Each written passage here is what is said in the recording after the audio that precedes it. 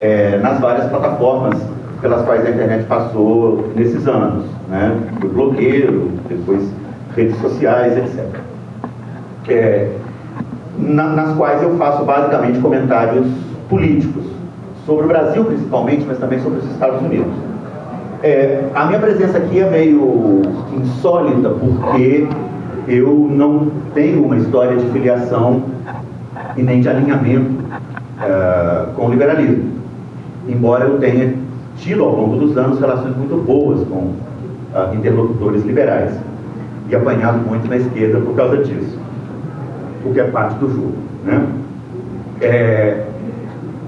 O contexto dessa palestra é um livro que deve ser publicado o ano que vem pela editora Record, que ainda não tem título, mas tem um subtítulo, que é Retórica e Luta Política no Brasil do século XXI. E é um livro em que eu tento juntar esses dois chapéus que eu visto que eu tenho usado ao longo dessas últimas 2 ou 3 décadas, que é o trabalho acadêmico e o trabalho de ensaísmo político. E o ponto de partida, eu acho que é um ponto de partida que vai interessar todo mundo aqui, que é o seguinte: nós podemos concordar sobre muito poucas coisas acerca do Brasil nos últimos anos, certo? Vamos concordar sobre muito pouca coisa. Mas eu acho que todos nós podemos concordar, desde o bolsonarista mais extremista até o militante do PSTU, podem concordar que nos últimos 6 anos aconteceu um monte de coisa que ninguém sabe explicar direito, certo? Nos últimos 6 anos aconteceram coisas que não estavam previstas em nenhum dos modelos políticos ou acadêmicos de interpretação da realidade, né? A sequência de acontecimentos que se inicia em junho de 2013, com os levantes nas grandes cidades brasileiras, nas médias, no interior, em todo o Brasil. Posteriormente, a partir de 2014, a Lava Jato, né? A partir de 2015 e 2016, os movimentos pró-impeachment, e em 17 e 18, a emergência do bolsonarismo. Então, nós temos pelo menos 4 fenômenos que ninguém previa. Ninguém imaginava que multidões iam se levantar daquela forma em uma época em que o Brasil vivia razoável prosperidade, os níveis de desemprego ainda eram baixos, as atividades mais intervencionistas e enlouquecidas da Dilma na economia já provocavam suas consequências, mas elas não eram muito visíveis para a população, ainda não havia inflação, enfim. O contexto de 2013 econômico, para quem entende a política como consequência da economia, é meio inexplicável. Por que aquela multidão se levantou, né? A explicação dominante dentro do campo do qual eu venho, que é o campo da esquerda, tem sido a confecção de relações causais entre essas 4 coisas. Então, junho é culpado pela Lava Jato, a Lava Jato é culpada pelo impeachment, o impeachment é culpado pelo bolsonarismo. Você pega 4 acontecimentos que se sucederam no tempo e você organiza relações causais entre eles. Uma coisa causou a outra, outra causou a outra, outra causou a outra. É uma forma de explicação que me parece bastante pedestre e não equipada para realmente nos iluminar o que aconteceu. Mas também é fato que as outras explicações que estão por aí no mercado não me satisfazem muito. Existe uma outra explicação também, que é a explicação que nós poderíamos chamar de lavajatista, né? Que é aquela corrente que acredita que a Lava Jato é a expressão de um desejo de limpeza da política, etc, etc. E que não vê os meandros políticos de constituição da própria Lava Jato como um ator político, certo? Um ator político-jurídico no Brasil contemporâneo. Bom, nesse contexto em que as explicações são ruins, estão inseridas em um contexto de fortíssima polarização, em que algumas palavras vão sendo queimadas com o tempo, como a palavra golpe. Nesse contexto, é um terreno bastante minado você entrar só com a opinologia, certo? Só com a sua opinião sobre o que está acontecendo. Então, eu resolvi entrar nesse debate por um outro viés, por um outro ângulo. Eu falei, bom, já que está todo mundo chutando mesmo, né, eu vou trabalhar o tema que eu conheço melhor, que é a linguagem. né? Então esse livro é basicamente uma tentativa de se explicar ou de se entender qual foi o papel da retórica, da linguagem no interior das lutas políticas brasileiras das últimas 2 décadas. Então vamos lá, vou dar uma ideia básica aqui para vocês que eu estou tentando fazer com o livro. Em vez de tentar contar uma historinha, que é como os livros de política contemporânea são estruturados, né? Muito obrigado. Em vez de contar uma historinha, cronologicamente, seguindo uma linha de acontecimentos, ou em vez de fazer uma sequência de análises das várias forças políticas, eu resolvi estruturar esse livro de outra forma. Ele está estruturado em categorias retóricas e tenta estudar a operação daquelas categorias retóricas no interior da luta política brasileira. Então, o primeiro capítulo de fôlego, que tem umas 60, 70 páginas, é sobre o conceito de hipérbole. Hipérbole é como nós chamamos em retórica, você sabe muito bem, o exagero, né? Só que a etimologia da palavra tem uma coisa bastante interessante, porque balain é o verbo grego que significa lançar, atirar. Hiperbalain é, portanto, atirar sempre para o além, né? A hipérbole, ela é não só um exagero, mas ela é, como a gente diria em inglês, um constante move the goalposts. O sujeito que exagera, quando ele percebe que ele está sendo ouvido, né, que o exagero está sendo engolido, ele vai exagerar mais, né? Ele vai dobrar a aposta. A característica essencial da hipérbole é essa. E foi bastante impressionante observar nos 20 anos que eu estou pesquisando esse fenômeno, como é que a metáfora do Brasil grande foi fundamental para a constituição do discurso lulista. Ela é uma metáfora que tem uma história muito... Só um minutinho, já está ficando calor aqui. Obrigado. Ela é uma metáfora fundamental na constituição do discurso varguista nos anos 30 e 40 e volta com muita força no lulismo da década passada. E aqui, uma das inspirações que eu tive para esse livro é um livro pouco conhecido, muito pouco conhecido, de uma professora que inclusive faleceu recentemente, faleceu muito jovem, aos 62, Maria Emília T. de Lima. Ela publicou um livro pela Unicamp em 91, chamado A Construção Discursiva do Povo Brasileiro. Os discursos de 1º de maio do Getúlio Vargas, de 1938 a 1944. E nesse livro, ela faz basicamente o que eu estou tentando fazer com os últimos 20 anos, que é mostrar como é que se constituem certos sentidos, como é que se constituem certos discursos, né? As menções, por exemplo, a povo brasileiro nos discursos de Getúlio Vargas são muito interessantes, porque elas constituem um povo, unificam todo mundo, sempre em oposição a algum outro ente que está fora desse povo, né? Essa operação de engrandecimento do Brasil por oposição a algum inimigo, seja ele externo, seja ele interno, é uma constante nos discursos populistas e foi um elemento importante na constituição do discurso lulista. Quando você vê, por exemplo, a retórica em torno da construção da usina de Belo Monte, que foi uma usina completamente construída à base de liminar, eu não sei se vocês sabem, ela foi contestada na justiça repetidamente, pelo Ministério Público, pelas populações ribeirinhas, por ambientalistas, pelas nações indígenas afetadas, e o governo jamais aceitou discutir o mérito que estava sendo contestado ali. Ele jamais discutiu o mérito, ele simplesmente ia conquistando liminares para transformar a usina num fato consumado, para que depois, quando a discussão do mérito acontecesse no tribunal, ela já não tivesse sentido nenhum. E foi exatamente o que aconteceu. Foi assim que a usina foi construída, né? A última liminar, a liminar decisiva, foi dada pelo ex-ministro Aires Brito, no Supremo Tribunal Federal. Na defesa da usina de Belo Monte, você tem um exemplo perfeito da operação do discurso hiperbólico.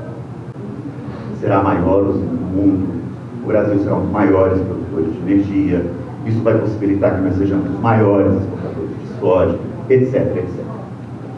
Então a hipérbole tem um papel essencial na constituição do discurso lulista petista. O outro conceito que eu queria levantar para conversar com vocês é o conceito de antagonismo, que é também um conceito, bom, um conceito na filosofia, estava presente em Kant, etc., como antinomia em Kant, e que tem uma característica essencial. O antagonismo é uma oposição entre duas forças que não é resolúvel, ao contrário da contradição, né? A contradição, você imagina que em algum momento ela vai ser resolvida, dialeticamente, ela vai ser superada, ela vai ser transformada, ela vai ser transcendida. O antagonismo é um choque entre forças que não é a priori resolúvel. Se você olhar as teorias sobre o funcionamento do sistema político brasileiro, as mais ilustres, elas trabalham o problema do antagonismo. Eu vou dar um exemplo para vocês, que é a teoria do Marcos Nobre, filósofo que escreve sobre questões políticas da Unicamp, e que é um intérprete muito influente da realidade brasileira, aparece na Globo News com frequência, etc. E cunhou o conceito de PMDBismo. O PMDBismo, para o Marcos Nobre, não é o PMDB. O PMDB é simplesmente a metáfora usada para se falar da característica desse sistema político. E o que caracteriza esse sistema político é mascarar antagonismos. Isso é visível, eu acho, para qualquer latino-americano que visitasse o Brasil ao longo das últimas décadas, né? Na Argentina, por exemplo, você tem uma cisão do corpo político que é muito clara, né? Peronismo ou antiperonismo. E é essa cisão que organiza o corpo político há mais de 7 décadas. O que caracterizaria o sistema político brasileiro, segundo pensadores como Marcos Nobre, é o mascaramento do antagonismo, ou seja, os conflitos sociais, eles não são discutidos e debatidos à luz do dia. Eles são levados para uma salinha, onde eles são resolvidos na democracia dos verbos e da chantagem, né? É o que, na ciência política, com um nome um pouquinho mais asséptico, se chamou de presidencialismo de coalizão. Nenhum presidente brasileiro é eleito com maioria no Congresso, portanto, ao se eleger um presidente, aquele presidente vai ter que formar um bloco no Congresso, formar uma coalizão, para que ele possa governar. O Marcos Nobre descreve esse mecanismo de produção de uma maioria governista com o conceito de PMDBismo. O PMDBismo teria 5 características. Em primeiro lugar, ele é governista. O PMDB está sempre no governo, né? Não importa quem ganha as eleições, eles estão sempre no governo, né? A outra característica dele é fechar a coalizão contra a entrada de novos membros, para que os membros da coalizão possam manter o seu poder de chantagem, né? A outra característica dele é que os antagonismos estão sempre mascarados em torno de uma política da chantagem e do veto, né? Você vai fazendo chantagens no parlamento para conseguir o que você quer dentro daquela coalizão. Pois bem, essa é a característica do sistema político brasileiro. O que acontece com o lulismo? O lulismo muda esse sistema? Não, ele não muda esse sistema, certo? Essa é uma observação muito boa que o Marcos Nobre faz, que é o seguinte: para você entender o que aconteceu no Brasil, para você entender o sistema político brasileiro, o PMDBismo é o conceito principal. Ele é o conceito que descreve como a estrutura funciona. Quando chega o lulismo, o que ele faz? Ele transforma o PMDBismo em outra coisa? Não. Ele faz uma espécie de ocupação à esquerda do PMDBismo, né? Ele se adequa a toda aquela máquina e coloca aquela máquina para funcionar de outra forma.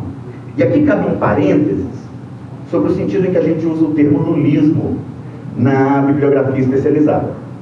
Lulismo pode significar, claro, a corrente política que segue o Lula, que se constitui em torno do PT e tal. Esse é o sentido mais trivial do termo. Só que na bibliografia especializada, a gente usa o termo lulismo para designar outra coisa. O termo lulismo na bibliografia especializada designa um pacto que se constitui em torno de 2005, quando acontece o escândalo do Mensalão e o Lula traz o PMDB para dentro do governo, para poder governar. Quando se constitui aquele pacto, algumas coisas mudam. E o que eu vou tentar fazer para vocês aqui nos próximos minutos é descrever o que muda. Então vamos lá. Tranquilo até agora? Dá para acompanhar o raciocínio? De boa? Se você olhar, eu fiz uma pesquisa, eu li muita porcaria para escrever esse livro. Eu fiz uma pesquisa nos discursos de presidentes da República. Tá tudo no site do Planalto, né? Eles têm uma bibliografia, uma biblioteca bastante boa, bem organizada, inclusive, com um bom motor de busca. Eu li todos os discursos do Fernando Henrique, do Itamar, do Lula, da Dilma e do Temer. Eu sou um grande especialista em Dilmês, vocês não sei se vocês sabem. Tem toda uma discussão que depois eu posso descrever para vocês a sintaxe do Dilmês, que é muito particular, não pode ser confundida com a sintaxe, por exemplo, do Carlos Bolsonaro. Apesar de que às vezes pode parecer, não confunda. Mas por que a gente diz que o lulismo só se constituiu em 2005? Não havia lulismo em 2003? Não havia. No sentido específico que tem o termo na bibliografia, não.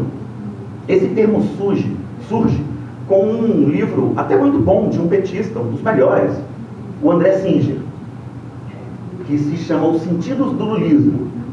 Ele mostra o seguinte: Lula ganha as eleições em 2002, basicamente com o voto da classe média. Com o voto da classe média, os setores trabalhadores organizados, etc. Mas os muito pobres não votaram no Lula em 2002. Em 2005, acontece o escândalo do Mensalão, o Lula começa a levar as primeiras grandes porradas e a classe média o abandona. Ele perde o voto da classe média nas eleições de 2006, mas ganha de forma avassaladora. Por quê? Porque os muito pobres votaram com ele. E por que os muito pobres votaram com ele? Porque eles já estavam sentindo os efeitos dos programas de transferência de renda, do aumento do poder aquisitivo do salário mínimo, essas coisas todas. O lulismo se constitui ali como uma espécie de pacto conservador. Por que ele é um pacto conservador? Porque ele traz alguma melhoria à vida dos muito pobres, sem alterar substancialmente a estrutura social na qual eles estão inseridos, né? E a sacada que eu considero muito boa do Singer, eu considero esse livro muito bom, depois eu considero o segundo livro dele sobre o lulismo muito ruim, que basicamente está formulando desculpas para o colapso do governo Dilma. Nesse primeiro livro, Os Sentidos do Lulismo, ele tem uma sacada muito boa, que é a seguinte: os muito pobres não querem sacudir o barco demais. Existe algo conservador nos muito pobres, no sentido que eles sabem que eles são os que têm mais a perder no caso de uma quebra institucional, de um colapso institucional. São eles que vão perder mais. Então, os muito pobres, segundo o Singer, aderem a esse pacto formulado em 2005, porque esse pacto lhes permite melhorias de vida sem grandes riscos. Esse é o lulismo, certo? Isso é o lulismo, ele é esse pacto. Pois bem, o que acontece depois desse pacto? Muda muito. Se você ler, você pode dar qualquer discurso do Lula, eu sei se ele foi pronunciado antes de maio de 2005 ou depois de maio de 2005. É claríssimo. Por quê? Antes de 2005, se você olhar os discursos do Lula, não tem nenhum antagonista, não tem nenhum inimigo. Os nossos inimigos são o complexo de vira-lata, a falta de confiança que nós temos no brasileiro. São todos inimigos abstratos. O inimigo não está encarnado em lugar nenhum. A carta que o Lula firma, eu falo em espanhol, assina, para ganhar a eleição em 2002, que é a famosa carta ao povo brasileiro, ela é uma carta que basicamente está escrita para acalmar os mercados, né? E para dizer que não haverá grandes antagonistas no governo do Lula, que ele é o presidente de todos os brasileiros, certo? Quando estourou o escândalo do Mensalão, e o Lula faz a escolha de ir para a rua defender o seu mandato, insuflando a sua base, né, para a defesa do seu mandato, ali gira-se uma chave, produz-se um pacto político ali em que os discursos mudam substancialmente. E agora, os discursos têm um antagonista. E a lista de antagonistas vocês todos conhecem. Vamos lá? A mídia golpista, a Globo, a direita, os ricos que não querem que pobre ande de avião, nem entre na faculdade, os ambientalistas que querem salvar pererecas, e aí vai, certo? O imperialismo americano, etc, etc. Nos discursos de 2003 e 2004, aparece o imperialismo americano como uma coisa que a gente não devia nem prestar atenção. Se nós quisermos levantar o Brasil, não tem esse negócio de imperialismo não, estou cansado de ouvir presidente falando de imperialismo. Tem o Lula dizendo isso em 2003 e 2004. Pois bem, o que acontece então com o problema do antagonismo? Esse giro do lulismo pareceria contrariar a tese do Marcos Nobre, certo? De que no sistema político brasileiro os antagonismos estão mascarados. Realmente no lulismo a coisa acontece de um jeito um pouquinho diferente, né? Ele tem uma série de antagonistas, mas existe uma espécie de administração sinfônica desses antagonismos, que se faz através de um mecanismo que em retórica nós chamamos oxímoro. O que é o oxímoro? O oxímoro é diferente do antagonismo, diferente da contradição, diferente do paradoxo. O oxímoro é quando dois opostos ocupam o mesmo espaço, de tal forma que você produz um enunciado impossível. O que é um enunciado impossível? O círculo quadrado, a água seca, certo? A democracia soviética, todos esses. Socialismo e liberdade. E aí vocês podem completar a lista, certo? Em inglês a gente tem o exemplo típico em inglês é jumbo shrimp, né? Que é o oxímoro por excelência. Então o oxímoro ele junta os dois conceitos, mas os dois conceitos não são antagônicos, eles não estão se opondo um ao outro em espaços diferentes, eles estão ocupando o mesmo espaço, né? Qual é a especificidade do lulismo que o torna diferente do chavismo, do kirchnerismo, do evismo, de todos os outros componentes dessa chamada onda rosa da América Latina da década passada? O que caracteriza o lulismo é essa administração oximorônica dos antagonismos. É um nome horroroso e complicado, mas na hora que eu der um exemplo vocês vão entender direitinho. O que é o oxímoro lulista? O lulismo é um movimento político que, de manhã, insufla a sua base sindical, estudantil, contra, por exemplo, a Rede Globo. Rede Globo, representante do imperialismo, golpista, manipuladora, querem nos derrubar, etc. É isso de manhã. De tarde ele nomeia o Hélio Costa, ministro das Comunicações. Certo? Hélio Costa vocês são muito jovens, talvez vocês não se lembrem, mas o Hélio Costa, as pessoas que têm aqui a minha idade, um pouquinho menos que eu, um pouquinho mais, se lembram muito bem. O Hélio Costa é o representante da Globo, não é uma pessoa ligada à Globo, não é uma pessoa com algum laço com a Globo, ele é a voz da Globo, né? Na política.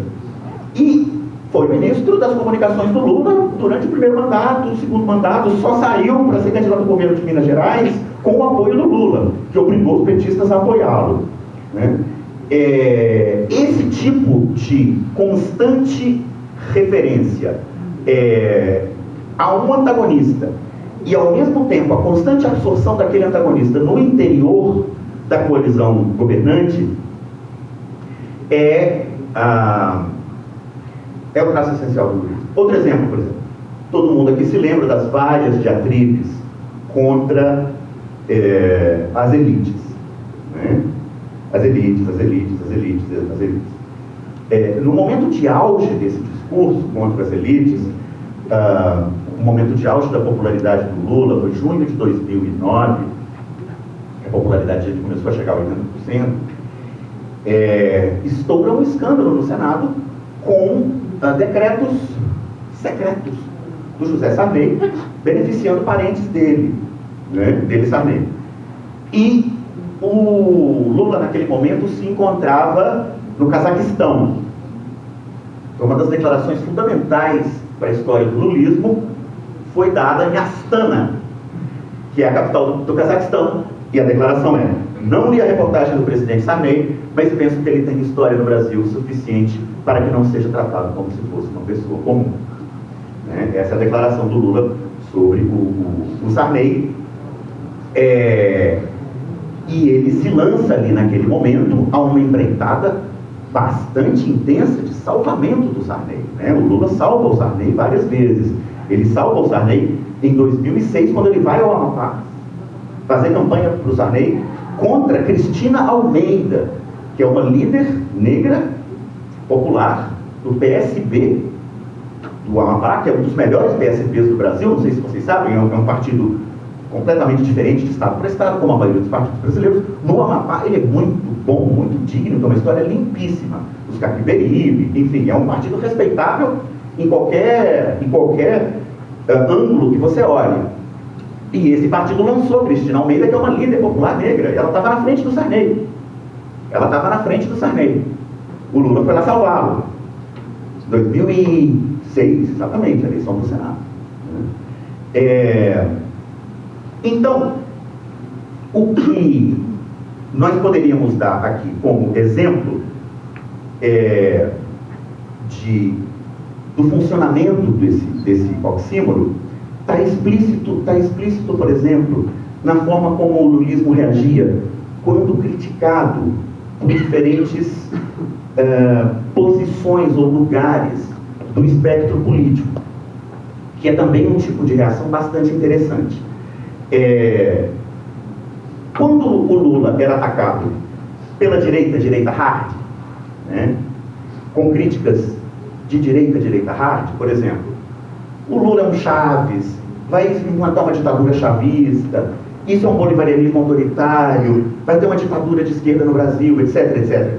Quando esse tipo de crítica, meio da direita paranoica, era formulado, a resposta do lulismo era dizer, com muita razão, que a administração dele era, para todos os efeitos, moderada e que os bancos, os industriais, o agronegócio nunca tinham ganhado tanto dinheiro.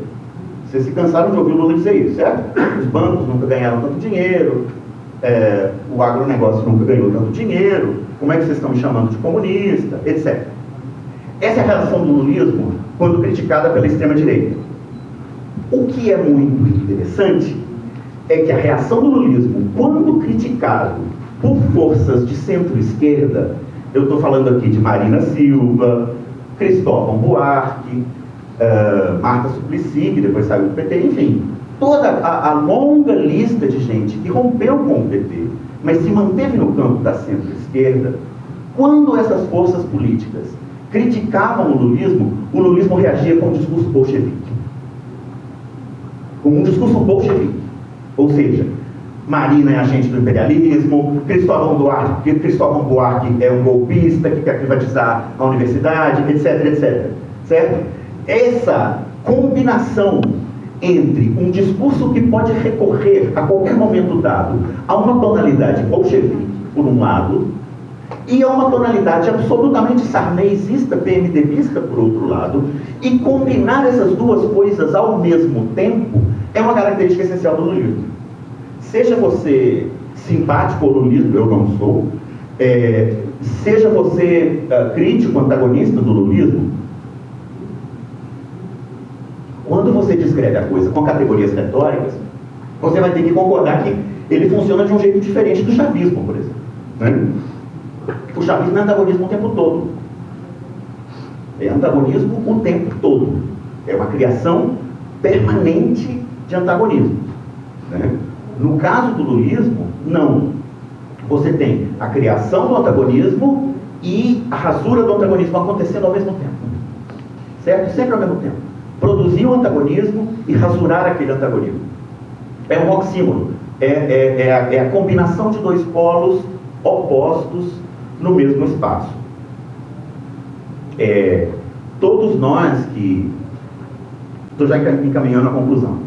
Todos nós que militamos na política, escrevemos sobre política nas redes, comentamos política na imprensa, etc., nos sentimos em algum momento, e que não somos, digamos, militantes lulistas, nos sentimos em algum momento estupefatos com como essa combinação era possível, como o lulismo conseguia combinar essas duas coisas o tempo todo. O sujeito, às 10h20, chama a Marina de extrema-direita, e às 10h22 ele está justificando a aliança com o Sarney. Percebe? Isso funcionou durante muito tempo, foi uma máquina discursiva extremamente azeitada, né? Uma das formas que você pode entender as rebeliões de junho é dizer que esse oxímoron explodiu. Chegou um momento em que a coexistência desses dois polos antagônicos no interior da mesma estrutura retórica não aguentou mais. Não aguentou mais, né? Então, assim, aquela base radicalizada que cresceu ouvindo o discurso lulista nas universidades, nos sindicatos, etc. Mas pera lá. Nós vamos ficar usando o discurso radical bolchevique só contra essa turma? Não. Se o discurso é radical bolchevique, vamos para a rua. E quem vai para a rua, inicialmente, em 2013, era uma base muito próxima do lulismo, né? A garotada daqui de São Paulo, de quem eu estive muito próximo naquele momento, a garotada do movimento Passe Livre, foi uma garotada muito próxima ao PSOL, né? E que não era, digamos, antagônica ao lulismo, tanto que nas primeiras manifestações de junho de 2013, não há praticamente nenhuma menção ao governo federal, não há nenhum grande ataque ao governo federal. Então essa é a especificidade retórica do lulismo, me parece, esse caráter oximorônico. Eu vou aproveitar os últimos 7, 10 minutos que eu tenho aqui e vou apresentar para vocês um resumo breve do outro capítulo do livro, que é sobre o que eu chamo de lexicocídio. Lexicocídio é o assassinato de palavras, né? Eu tenho um projeto que eu levo na internet há alguns anos, desde a época dos blogs, que eu reúno na tag Cemitério das Palavras. E o Cemitério das Palavras é uma espécie de crônica da morte de palavras. Me interessa muito o momento que as palavras morrem. E eu fiz nesse capítulo uma crônica bem tediosa, que eu não vou detalhar para vocês, porque seria muito cansativo, da morte da palavra latifundiário, no português falado no Brasil. É uma palavra hoje morta em praticamente todas as variações dialetais do português falado no Brasil, não se usa mais, apesar de que o latifúndio continua existindo, né? Esse é o fenômeno que me parece interessante. O Brasil não realizou a reforma agrária que supostamente aboliria o latifúndio, né? Essa reforma agrária não foi realizada. Houve uma grande modernização do agronegócio, é verdade, mas o sistema de posse da terra não foi substancialmente alterado no Brasil ao longo dos últimos séculos, né? O sistema de posse da terra nosso é pré-moderno, né? O Brasil não realizou, por exemplo, a reforma agrária que o México realizou nas décadas de 10 e 20. Nas décadas de 20 e 30. Se você for olhar a palavra latifundiário nos 3 grandes jornais brasileiros, Estadão, Folha, Globo, ela é uma palavra que mantém um número bastante alto de menções ao longo das décadas de 30, 40, 50, 60, primeira metade da década de 80. Na segunda metade da década de 80, começa a acontecer um movimento curioso, que é a progressiva substituição da palavra latifundiário pela palavra ruralista, né? Que é a palavra preferencial hoje em português, pelo menos no português brasileiro. A palavra ruralista, a aparição dela na Constituição de 88 foi uma grande vitória do latifúndio. Não sei se vocês sabem, a Constituição brasileira não inclui a palavra latifúndio, ela inclui duas expressões para substituir o que nós chamávamos de latifundiário. produtores rurais e empregadores rurais, o que é uma espécie de oxímoro também, porque, como se sabe, com a modernização e a mecanização, o agronegócio emprega cada vez menos gente, certo? Ao longo da década passada, da primeira década lulista, a palavra latifundiário desaparece dos discursos das lideranças petistas, que eram usuárias muito constantes dessa palavra. E a substituição do termo ruralista, do termo latifundiário pelo termo ruralista, constrói uma colisão política muito interessante, porque, ao contrário da palavra latifundiário, a palavra ruralista não designa uma classe social específica, certo? Eu tenho parentes que são pequenos proprietários em Minas Gerais, certo? Que são proprietários de um pedacinho de terra e que jamais se considerariam latifundiários, mas eles são interpelados pelo rótulo ruralista e por toda a cultura musical, de vestimentas, de crenças religiosas, etc., que costuma acompanhar esse termo, né? Então, a substituição da palavra latifundiário pela palavra ruralista não é uma vitória menor do latifúndio. Ela é uma vitória importante do latifúndio. E ela começa na Constituição de 88 e se consolida com o lulismo. A outra parte do capítulo sobre lexicocídio, então, o latifúndio é um exemplo de uma palavra morta por abandono, né? E aí a gente tem uma palavra também morta por sobreuso, né? Fascista é uma delas. Fascista foi uma das que eu pensei em usar. Eu usei golpe, porque no caso do golpe é um jogo bastante rudimentar com a bissemia da palavra. Bissemia da palavra tem dois sentidos, certo? Em português, golpe significa tanto coup como trick, ou seja, é tanto golpe de Estado como trapaça, tramóia, puxada de tapete, certo? Nós chamamos essas duas coisas de golpe. Nós e os hispanos. O que acontece com a teoria do golpe, tal como formulada na esquerda ao longo de 2016 e 2017, é que ela simplesmente se apropria, utiliza essa bissemia sem avisar o leitor, né? Diz assim, não, puxaram o tapete da Dilma. Claro que puxaram o tapete dela, isso é política, cara. Puxada de tapete é o nome do jogo, né? Golpe de Estado é outra coisa. Então, no caso da morte da palavra golpe, ela passa um pouco por aí, né? Para concluir, eu trabalho uma série de operações que a gente poderia caracterizar como operações do eufemismo. Eufemismo, vocês sabem, né? É uma formulação que amacia, que edulcora uma realidade dura ou agressiva, etc. E aí tem uma longa parte sobre o Mato Grosso do Sul e a história dos Guarani Kaiowá, que digamos, eu não sou antropólogo, nem muito menos, mas é um tema que me interessa e com o qual eu tenho tido alguma relação ao longo desses anos. E aí a gente trabalha alguns dos eufemismos. Para começar, empregadores rurais, né? Os empregadores rurais, especialmente no caso do Mato Grosso do Sul, os ruralistas mais associados com a violência anti-indígena no Mato Grosso do Sul não costumam ser empregadores de ninguém. Na verdade, empregam jagunços e capangas, que é outro eufemismo, né? Porque jagunços e capangas no Mato Grosso do Sul não são chamados de jagunços e capangas, são chamados de segurança privados. Mas não são, digamos, eles não têm as tarefas comumente associadas ao campo semântico desse sintagma, seguranças privados. Eles são figuras que fazem o serviço de jagunços e capangas, ou seja, impor terror, violência, perseguição à bala, etc. Né?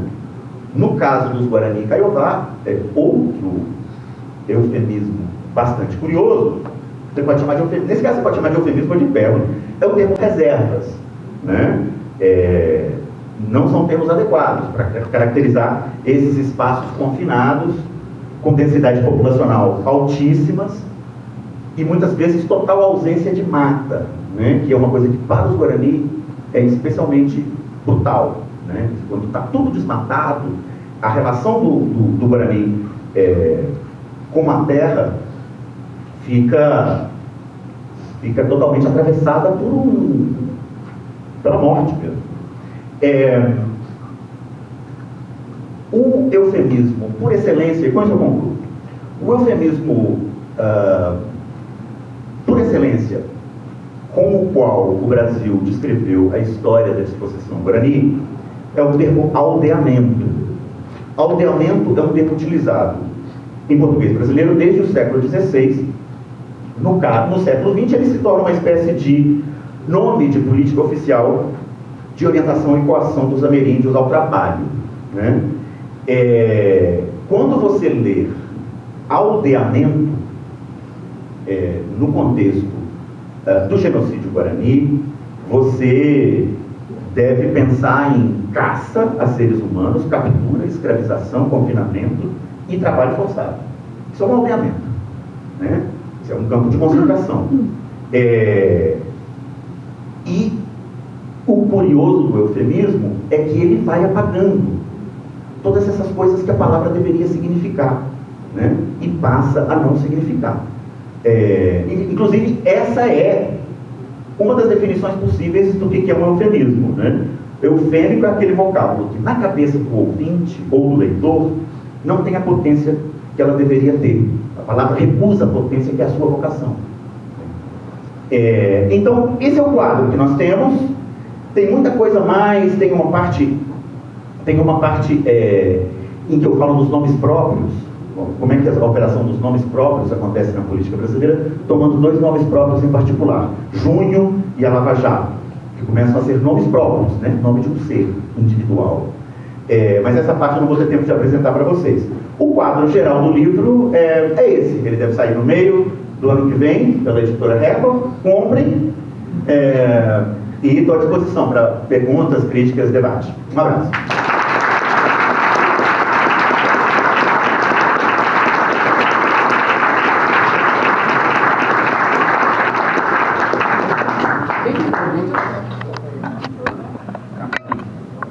Pedir que você se levante e fale seu nome. Você pode só o microfone se quiser. Rapidinho. Diogo da Luz. Eu quero saber sobre a história da Dilma, que você disse que talvez falasse no final. Ah, sim. Olha,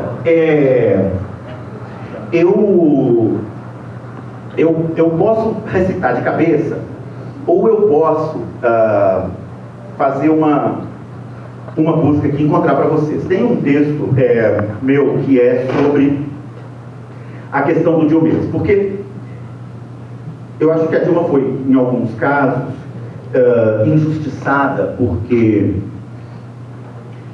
em algum momento ali, alguma coisa aconteceu, né? Claramente, alguma coisa aconteceu ali. Ela não é uma pessoa... Biruta. É extremamente difícil, porque, no caso da Dilma, ela é uma pessoa extremamente culta. Vocês sabem que a Dilma realmente lê livros.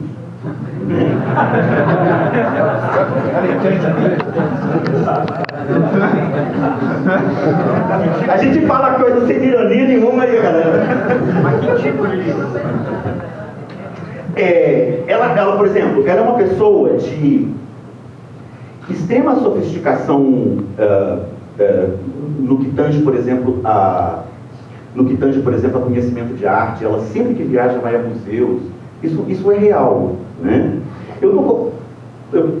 Se vocês me permitem, é um post de Facebook. Um minutinho, eu acho que todo mundo vai entender.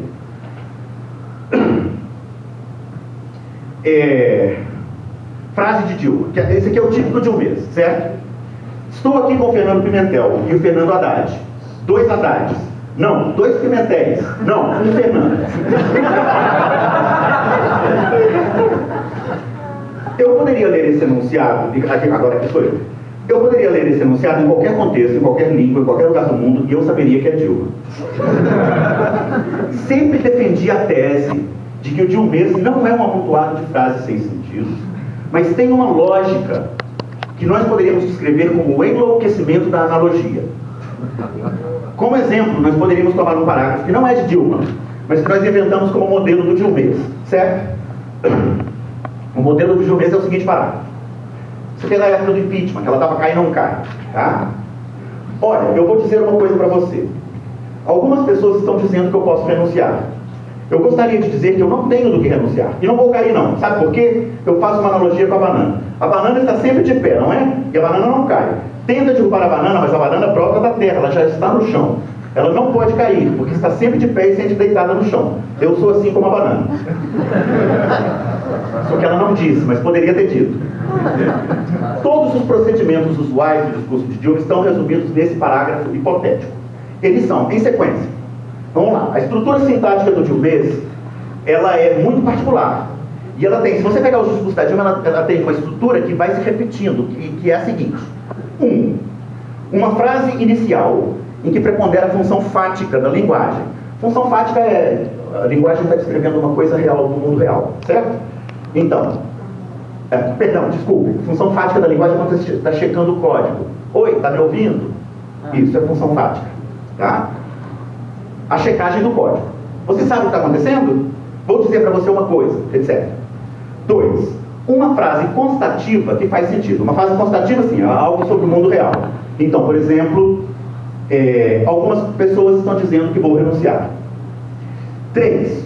Uma pergunta retórica que repete o anterior. Sabe por que algumas pessoas dizem que eu vou renunciar? Sempre que eu discurso da Dilma tem isso, vocês lembram?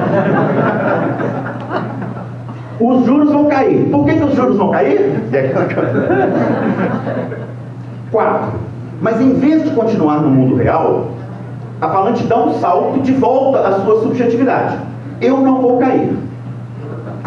Até aí tudo bem. Mas aí, 5. Constrói-se uma analogia em que a ação expressa no verbo anterior é aleatoriamente associada a algum substantivo por uma semelhança qualquer. A Dilma sempre se perde no momento que ela faz analogia. Certo? Eu faço analogia com. Por que ela se perde? Eu faço uma analogia com a banana. 6. A analogia logo se perde porque, em vez de se focalizar no que as duas coisas têm em comum, que seria a banana cai e a Dilma cai, ela percebe que a analogia deu errado, percebe? Que ela vai cair como a banana cai. Então, o segundo elemento passa a prevalecer em algo que nada tem a ver com o primeiro. Ela encontra alguma coisa na banana que não seja o fato dela cair. A banana está sempre de pé. Não, é falso isso, certo? 7. Já perdido o laço analógico que ensejara a entrada do segundo elemento, este passa a ser descrito por características que nada tem a ver com o primeiro. Pois a banana brota da terra, ela já nasce no chão, ela nasce em caixa, etc. 8. Perdida a analogia com o primeiro elemento, o segundo aparece solto. E todos aqueles componentes associados a esse segundo podem ser evocados para tentar recuperar algum sentido. No caso da banana, terra, árvore, cacho, etc. podem aparecer em associações aleatórias. 9. Ao final, volta-se ao primeiro elemento, aqui no caso eu, Dilma, mas a proliferação de todos os componentes aleatórios associados ao segundo torna a analogia incompreensível, dando a aparência de um discurso louco, que na verdade não é louco, ele tem uma lógica estrita, como eu estou descrevendo para vocês. 10. A tentativa de restauração de algum sentido pode se valer de alguma combinação aleatória entre os elementos citados. Se você olhar para o chão, ele está cheio de cachos. Se você parar para perceber, vai ver que tem sempre uma árvore na terra, etc.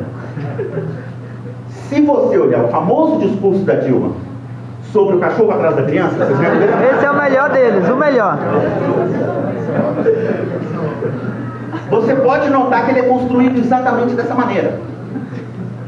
Às vezes, esse enlouquecimento da analogia produz enunciados sintéticos geniais, que se transformam em profecia claríssima, resumo de processo político e metáfora de um país. Exemplo? Não acho que quem ganhar Ou quem perder, vai ganhar ou perder. Nem quem ganhar nem perder vai ganhar ou perder. Vai todo mundo perder. Vai todo mundo perder.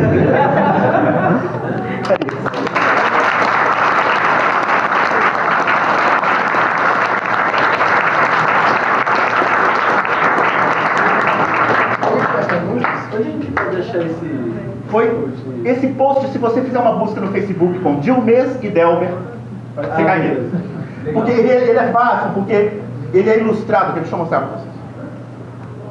O cachorro atrás da criança. Justinho. Alguém tem mais perguntas? Eu tenho. Pra quem? Lá atrás primeiro? Você estava aqui ano passado? Tava. Você é aquele senador do Novo? Sim, senador. Eu gostaria de saber Porque eu não elegi, né? por que houve tanta adesão da classe acadêmica e da classe universitária, mesmo da extrema esquerda, até ao ponto onde há stalinistas querendo que o Lula saia da prisão, ao lulopetismo.